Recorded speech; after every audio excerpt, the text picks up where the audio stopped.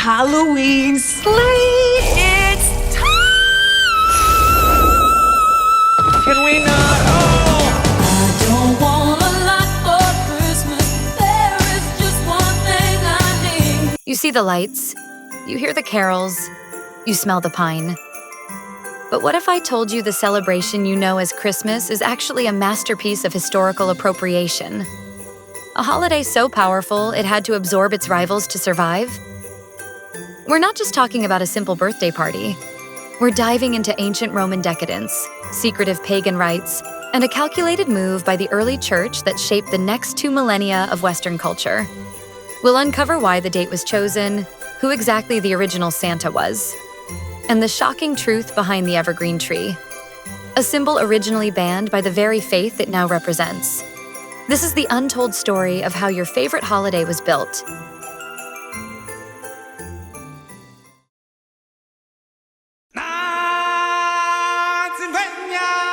Long before Bethlehem, humanity was ruled by the sun. The Winter Solstice, the darkest point, was the moment of highest anxiety and highest celebration. From the Egyptians honoring the rebirth of Ra to the Norse celebrating Yule with massive bonfires, the message was the same. Life returns. We feast because the sun will come back. Now enter the powerhouse, Imperial Rome.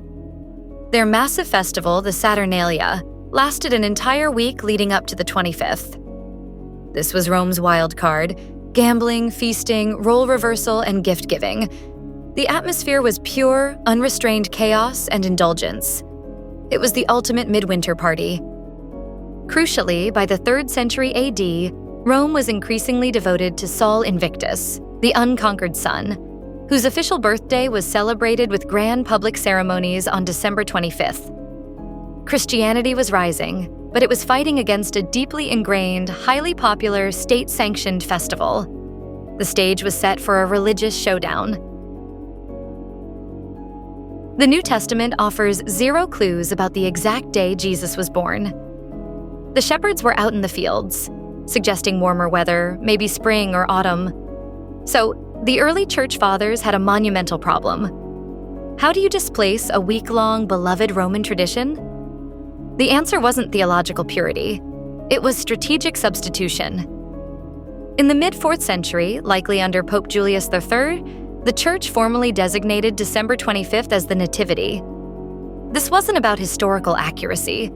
It was about absorption. Why create a new holiday when you can claim the best existing date? Jesus, the true light, replacing Sol Invictus, the unconquered sun. Furthermore, there was an older, less-known calculation. Some early theologians linked the incarnation to the crucifixion. If Christ was crucified in the spring, near the spring equinox, then his conception must have been 9 months prior, placing it near the winter solstice. This provided a secondary, pseudo-mathematical justification for the date, perfectly framing Christ as the new cosmic center.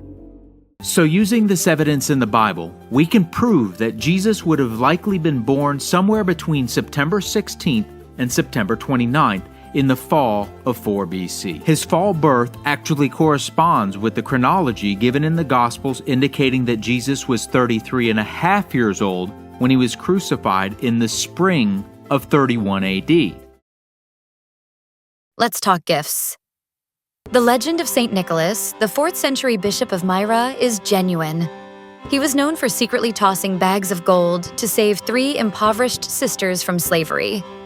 Over time, this pious act was woven into the myth of Santa Claus, and later, the American Santa Claus, an embodiment of anonymous charity. But here is where the modern myth solidifies. Before the 1930s, Santa Claus was depicted in various colors: green, blue, or brown, often looking quite stern. It was the Coca-Cola Company who, through their massive advertising campaigns starting in the early 1930s, cemented the image of the jolly, large man in the bright red and white suit we know today, directly linking him to modern consumerism. Now, the centerpiece? The Christmas tree. This is perhaps the most pagan element to be fully adopted. Originating in Germanic regions, the evergreen tree symbolized life enduring through the darkest cold. Early Christians viewed these trees as objects of worship and banned them, It took centuries, largely thanks to German immigrants bringing the custom to England and America in the 1800s, for the church to finally embrace it as a symbol of eternal life through Christ. And the mistletoe? That white-berried plant was sacred to Druids, who believed it grew from the heavens. To them, it was a powerful fertility and peace symbol. The custom of kissing under it is a direct echo of Norse mythology, where peace was sworn under a branch of mistletoe. In fact, the Puritans hated Christmas so much they actually outlawed it in Massachusetts Bay Colony for nearly 20 years in the 17th century. They saw the feasting, the masquerades, and the revelry as relics of pagan excess, undermining true devotion. The modern celebration is a hard-won cultural compromise. So, when you next see the twinkling lights, remember this tapestry. It's a beautiful, layered tradition where the desire for light in the darkness, the joy of Roman feasts, the piety of a Turkish bishop, and the resilience of a Germanic tree all meet on December 25th.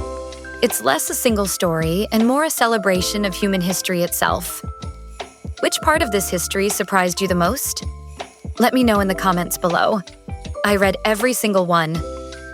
If you value deep historical dives like this, please smash that like button, subscribe for more hidden histories, and hit the notification bell. Thank you for watching, and Merry, or perhaps Happy Sol Invictus to you all.